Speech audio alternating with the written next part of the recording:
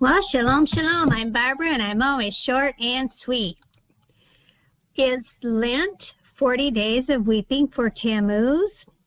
And what does Ash Wednesday mean?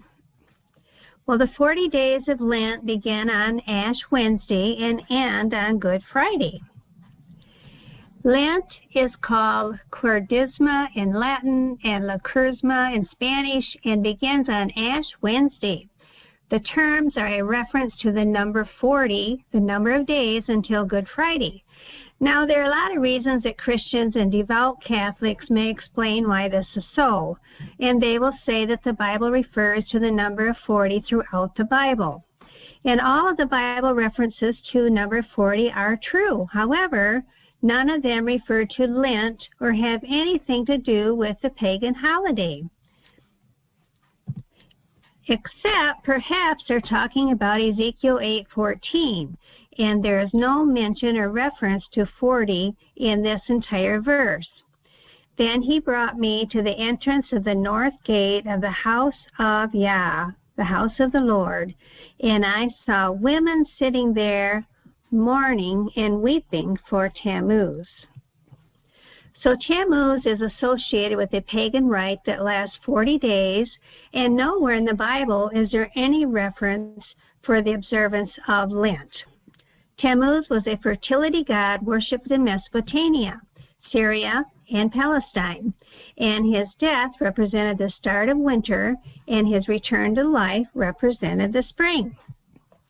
In Ezekiel 8:14, Tammuz was worshipped as a pagan deity by a festival that was celebrated with weeping and fasting for 40 days.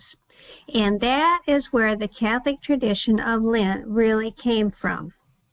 And here's the verse again. He brought me to the door of the gate of the Lord's house, which was toward the north, and behold, there sat women weeping for Tammuz. Tammuz was the son of Nimrod and Semiramis. Tammuz was worshipped as the reincarnation of his father Nimrod. Nimrod, Semiramis, and Tammuz are the pagan trinity. These three characters being the start of pagan sun god worship throughout the world. There they are, Semiramis, Nimrod, and Tammuz. So the 40 days of weeping for Tammuz. Eventually Semiramis, or she's also called Ishtar, had her son, turned husband, killed in a boar hunt. And when news of Tammuz's accidental death had reached everyone in Babylon, she ordered 40 days of fasting and weeping. Tammuz. When Tammuz was 40, he was killed by a wild boar. Ishtar, also called Semiramis, proclaimed a 40-day period of sorrow known as weeping for Tammuz, 1 day for each year of his life. And the people were to deprive themselves of earthly pleasure and not eat meat. And the sign of Tammuz was a cross that was put on the front of their hearts and on their head. And they were to make cakes with the sign of Tammuz, the cross, and wafers during the Eucharist service. And they were to kill and eat ham in remembrance of the boar that killed Tammuz. So Ash Wednesday was adopted by the Roman Catholic Church at the Council of Nicaea in 325 A.D. The 40 days of Lent symbolize the 40 years that Tammuz lived. Lent ends with Easter, when it is tradition to eat ham. This symbolizes the remembrance of Tammuz, who was killed by a wild boar. Ash Wednesday is when the mark of Tammuz is placed on the foreheads. The cross is a T for Tammuz. And then you'll see the cross represented in all these other countries.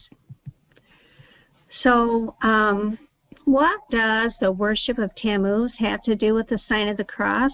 Well, really nothing. According to the historian Alexander Hislop, Tammuz was intimately associated with the Babylonian mystery religions that began by the worship of Nimrod, Semiramis, and her illegitimate son Tammuz. The original form of the Babylonian letter T was Ta, identical to the crosses used today in this world's Christianity. And this was the initial of Tammuz.